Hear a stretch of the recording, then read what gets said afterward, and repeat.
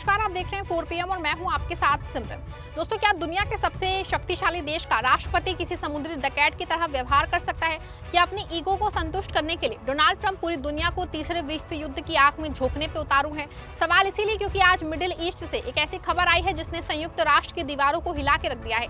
Iran ने America के खिलाफ मोर्चा खोलते हुए सुरक्षा परिषद में गुहार लगाई है और साफ कहा है कि अमेरिका ने जो ईरानी जहाज जब्त किया है वो कुछ और नहीं बल्कि सफेद पोश समुद्री डकैती है। लेकिन बात सिर्फ एक जहाज की नहीं है, बात ट्रंप की उस अंधभक्ति की है जो उसे सच देखने नहीं दे रही है। आज की विशेष रिपोर्ट में हम बताएंगे कैसे ट्रंप को युद्ध की आधी अधूरी सच्चाई बताई जा रही है और कैसे यूए के एक फैसले ने अमेरिका की आर्थिक चूल्हे हिला दिए हैं। चलिए इस वर्ल्ड एक्सक्लूसिव रिपोर्ट को शुरू करते हैं। दोस्तों, ईरान ने पहली बार सीधे शब्दों में अमेरिका को अंतर्राष्ट्रीय मंच पे बेनकाब किया है। ईरान के विदेश मंत्री ने सुरक्षा परिषद को खत लिख के कहा कि अंतर्राष्ट्रीय जल सीमा में ईरानी कमर्शियल जहाजों को रोकना और उन्हें जब्त करना पायरेसी है। ईरान का दावा है कि अमेरिका अंतर्राष्ट्रीय कानूनों की धज्जियां उड़ा रहा है। तेहरान टाइम्स की रिपोर्ट के मुताबिक चिट्ठी में ईरान ने अमेरिका पे कई गंभीर आरोप लगाए हैं। ईरान का कहना है कि अमेरिका ने उसके जहाजों को जब्त करके समुद्री डकैती की है। संयुक्त राष्ट्र में ईरान के राजदूत अमीर सईद इरावनी ने कहा है कि अमेरिका ने मैजेस्टिक और टिफनी नाम के जहाजों को कब्जे में लिया है और लगभग 38 लाख बैरल ईरानी तेल भी जब्त कर लिया है। उनके मुताबिक ये कदम गैर कानूनी है और ये अंतर्राष्ट्रीय व्यापार में दखल देने जैसा है। ईरान का आरोप है कि अमेरिका की ये कार्रवाई संयुक्त राष्ट्र चार्टर, अंतर्राष्ट्रीय कानून और समुद्र से जुड़े कानूनों का उल्लंघन करती है।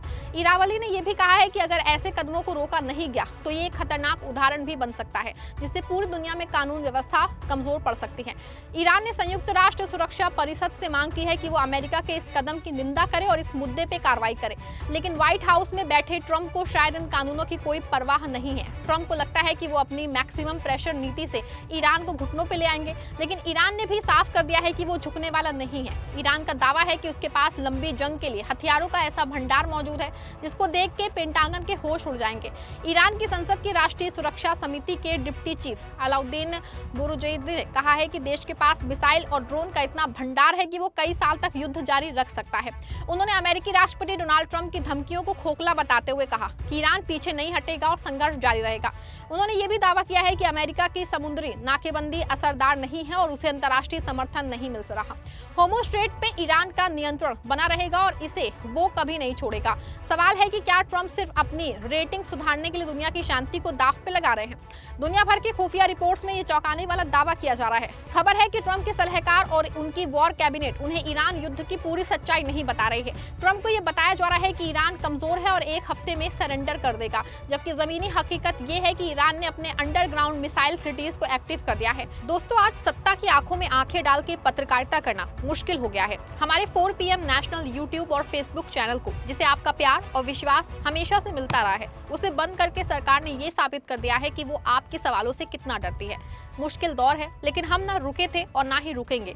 हम सच के लिए हमेशा लड़ते रहेंगे। ऐसे में 4 PM यूपी को ज्यादा से ज्यादा ज्वाइन करें और स्वतंत्र पत्रकारिता को जिंदा रखने के लिए जितना हो सके उतना हमारा आर्थिक सहयोग करें।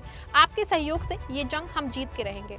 अटलांटिक मैगजीन की एक रिपोर्ट में ये बात सामने आई है कि इस जंग के 2 महीने पूरे हो चुके हैं। अमेरिकी अधिकारी जंग को लेकर अच्छी बातें कर रहे हैं। रक्षा मंत्री पीट हेगसेट और सेना के बड़े अधिकारी डैन केन का कहना है कि अमेरिका बढ़िया कर रहा है, हथियार भी पर्याप्त हैं और ईरान काफी कमजोर हो गया है। लेकिन अंदर की अंदर दोस्तों वेंस को इन बातों पे भरोसा ही नहीं है। उन्हें लगता है कि राष्ट्रपति को हालात जरूर से ज्यादा अच्छे तरीके से दिखाई दे रहे हैं। उन्हें खास तौर पे इस बात की चिंता है कि मिसाइल जैसे जरूरी हथियार कहीं कम तो नहीं पड़ रहे हैं। उनकी चिंता है कि भविष्य में चीन, उत्तर कोरिया या रूस जैसे देशों से निपटने के लिए अमेरिका के पास पर्याप्त हथियार रहें।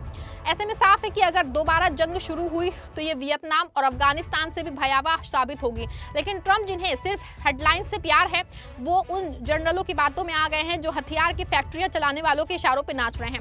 ट्रंप की यही नासमझी अमेरिका को एक ऐसे दलदल में धकेल रही है जहां से निकलना नामुमकिन होगा। ईरान ने एक बार फिर से कूटनीतिक रास्ता निकालने की कोशिश की है। सूत्रों के मुताबिक ईरान एक नया प्रस्ताव तैयार कर रहा है जिससे वो किसी न्यूट्रल देश के जरिए ट्रंप तक पहुंचाएगा। ईरान का कहना है कि वो बातचीत को तैयार है, लेकिन वो अपनी संप्रभुता का सौदा नहीं करेंगे।